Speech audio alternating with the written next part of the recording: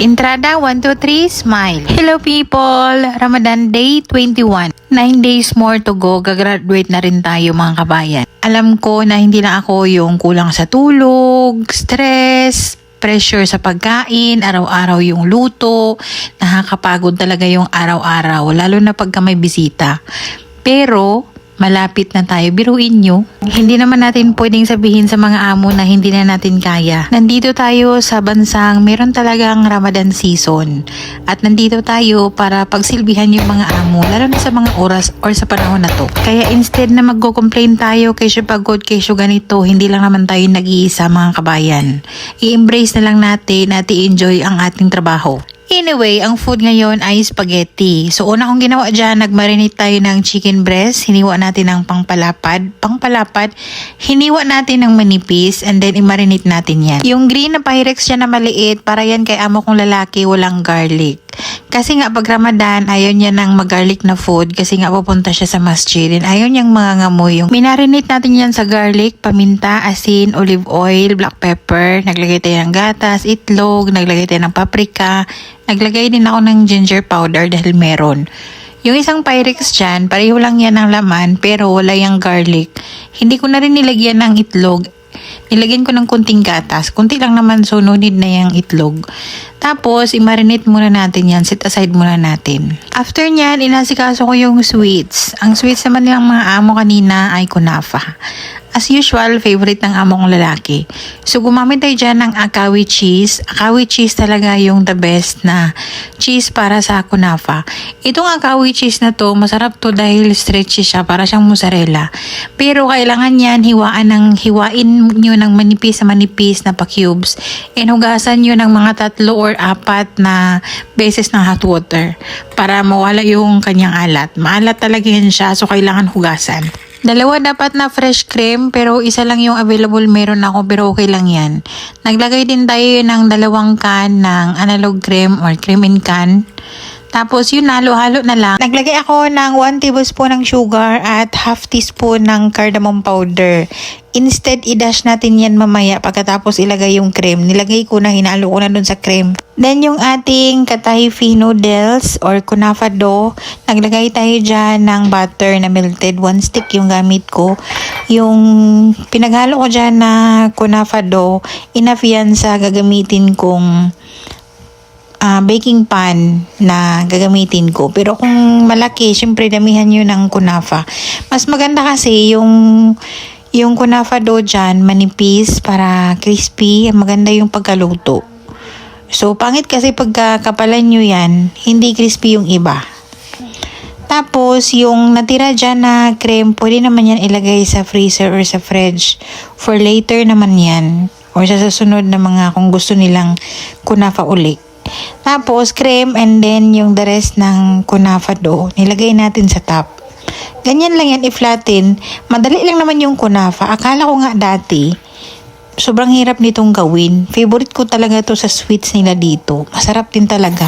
Yung oven naka-preheat ng 450 degrees Fahrenheit at i-bake natin yan ng 1 hour or 1 hour and 15 minutes. Depende sa kulay kung mag-golden brown na siya. And then, dito na tayo sa ating sauce ng spaghetti. Nagisa tayo dyan ng maraming bawang. Igisa nating mabuti until lumabas yung aroma. And then, gumamit tayo ng 2 bottle ng spaghetti sauce na ready to use na. And then, naglagay tayo ng blended na fresh tomato. May leftover din akong half na pasta sauce. Nilagay ko na para pangdagdag. And naglagay tayo ng 1 tablespoon ng sugar para balansi, asin, paminta. And naglagay din tayo doon ng oregano and basil na dried. Tapos, nagpakulo na tayo ng tubig para sa ating pasta. Dito na tayo sa ating chicken. I-coat natin yan ng breadcrumbs. Yung breadcrumbs namin dito, yun yung mga lumang tinapay na pinapa-air dry ko lang and nilagay ko sa food processor. Ito, pinaprito ko yan para mainit pa talaga at makain nila na super init pa and fresh. Niluluto ko yan 20 minutes bago sila kakain. And yung ating pasta, hinango ko lang yan, tinanggalan ko ng tubig and binalik sa pot. Nilagyan ng butter at naglagay tayo ng dried oregano leaves. Unti-unti nating nilalagay yung oregano leaves habang naghahalo tayo dyan. Hindi ko yan hinuhugasan ng malamig na tubig. Butter yung nilalagay ko dyan instead. Pero yung pagluto niyan, hindi talaga yung talagang luto na siya. Kasi nga hindi natin hinuhugasan, 'di ba? So mainit pa. Mag-continue pa yung processing ng cooking dyan. So kailangan hindi talaga siya ma-overcook. Ganito yung spaghetti nila dito. Iba-iba yung mga amo and iba-iba din yung gusto na spaghetti nila. So dito sa bahay, ito yung spaghetti. After nyan, set aside muna natin. Kailangan muna natin ipaghanda yung para sa mga men. So nagprito ako ng chicken, enough para sa kanila. Well, nag-prepare ako ng iba kanina. Nag-init na tayo ng mantika para tamang timing. Alas 5, ready na yung pagkain ng mga men.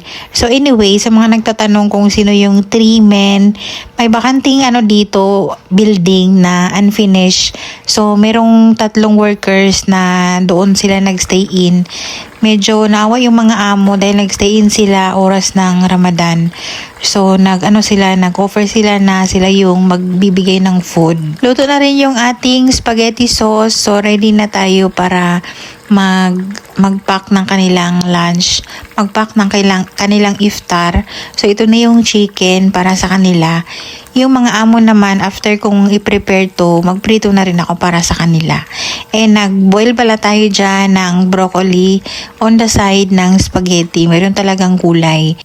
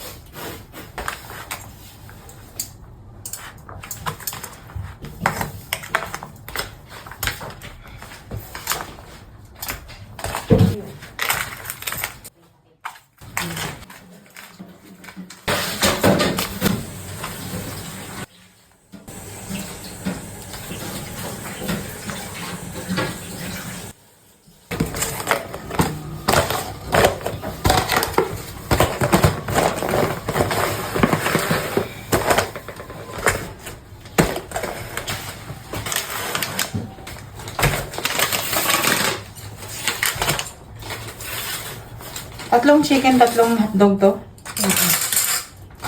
Tinidor mo dapat ba? Sabi mo pa. Tinidor lang. Check na yung kutsara. Sige na, tama na yung kutsara. Malay mo, kutsara din. Itangkaw mo ba ngayon yan? Saan mo ilagay? Tay, pahingi ako ng ano ba?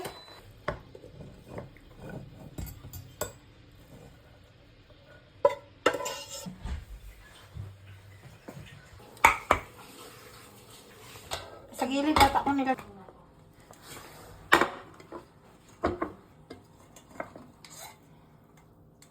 Ooh.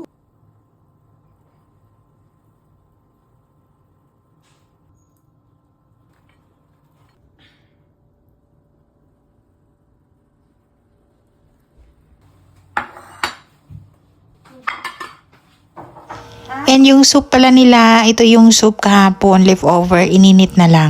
Ito favorite talaga to ng amo kong babae. Sabi niya, mas more yummy daw yung soup today. Yummy daw kahapon pero mas more yummy daw ngayon. Tubig ininit lang naman nilagay ko doon. Anyway, ready na yung ating sambusa, yung ating chicken. Yung huli niya na nilagay ko, yung 4 na pieces, yun yung para sa kay amo na walang garlic. And ito din yung sahur nila kanina. Kakatapos nga lang namin at this moment. Kakatapos lang nilang nagsahur. Nagkulang ng pasta kaya nagluto ako uli. And buti na lang meron pang natirang chicken kaya nagprito na rin ako. So kung ano yung na-prepare kanina, yun din yung na-prepare sa sahur. Ano pagkain ni Ayana? Milk tea. Kung mozzarella sila, cheddar cheese sa atin. Edin cheese ha. Mantang edin cheese.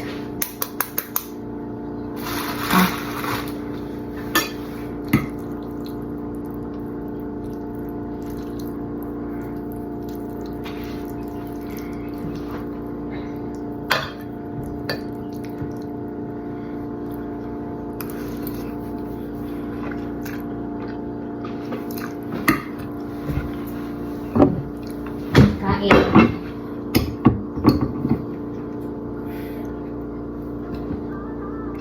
Olive oil na may chili. Uy, saan malagay yung chili ba?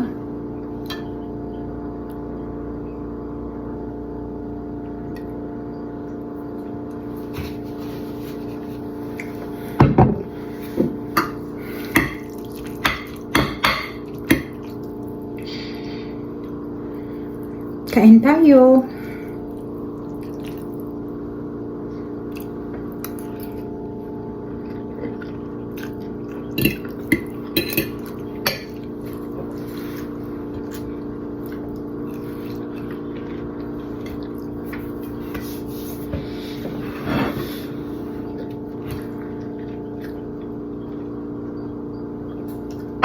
Vento.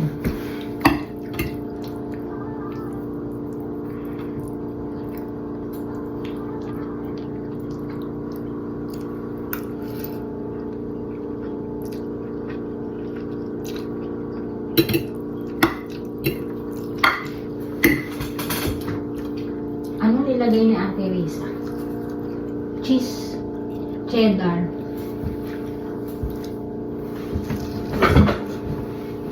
Cheddar cheese. Ito? Cheddar. Walang parmesan eh.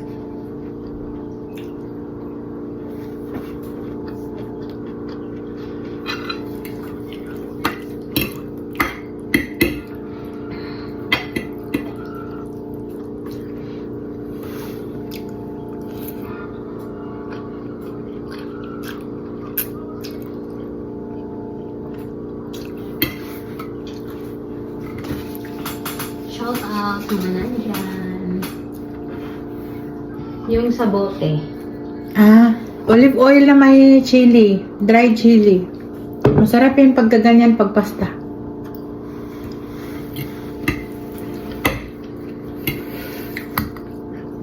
Nag-film ako na pagkain. Ngayon, pag narinig yung si Belle naman na nagsasalita, magagalit na naman kayo. Kasi OA si Belle, ano kaya yun? Dinner. Hindi na lang magsasalita yung isa. Yung isa kasi nagbi-film din. Oh, ayun. Ayan, nagbi-film din siya. Kain na nga lang eh. Hindi ko na nga pinapakita si Belle eh. Alam niyo yun, hindi ko na siya kinakaptured sa aking vlog kasi lagi niyo na lang pinupuna.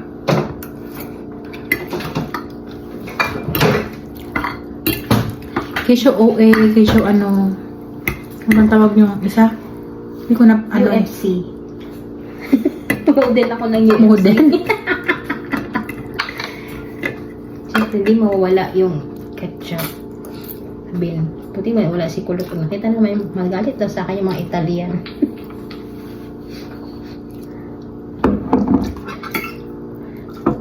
Ay, ano ba tayong cheese? Cheese. Baliktad pala. Ano pag ni Ayana? One lang si Ayana lang dyan. Hindi, pito sila. Nag-inom siya, nag-order siya kay, sawa niya ng ng milk tea.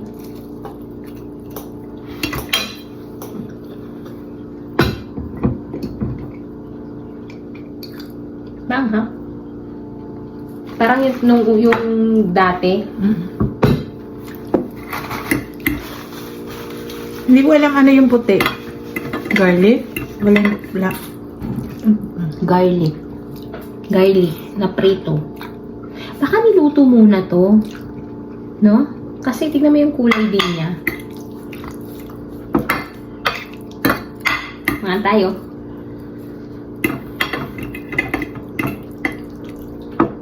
Masarap yung pasta na may olive oil tapos chili.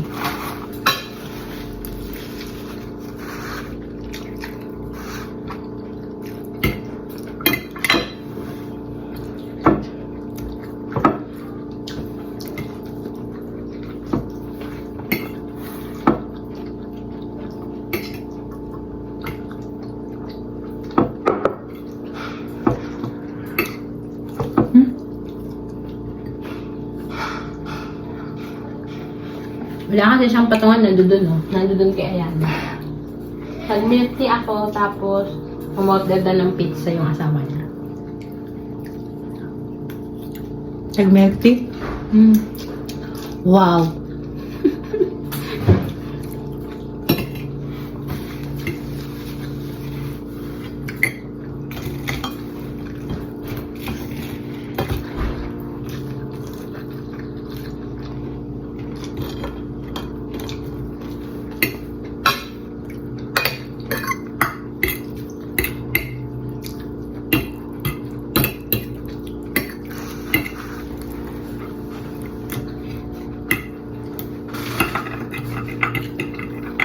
Natin chicken.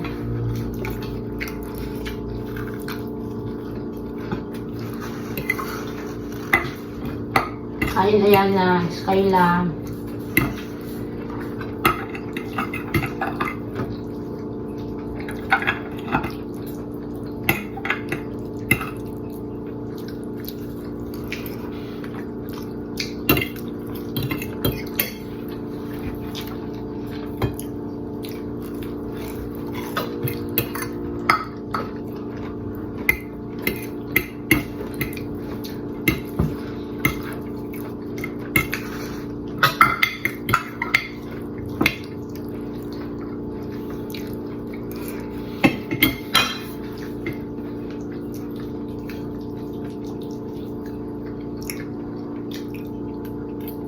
Yan pala yung sabi sa gabi. Ang OA ni Belle, vlog to ni Risa. Naman ako dun eh. Hindi ko naman siya pinakita kagabi. Pagka nagsasalita na si Belle sa kabila. Yeah.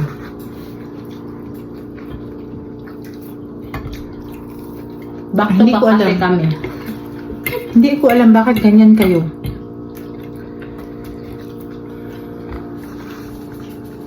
Kain nga madami ate.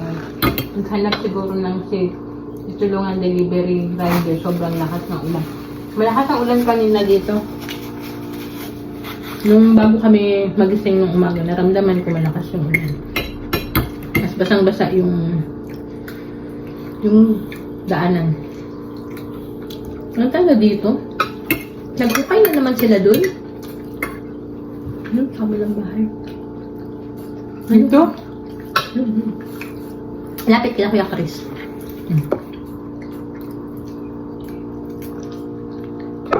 Tanggal niya.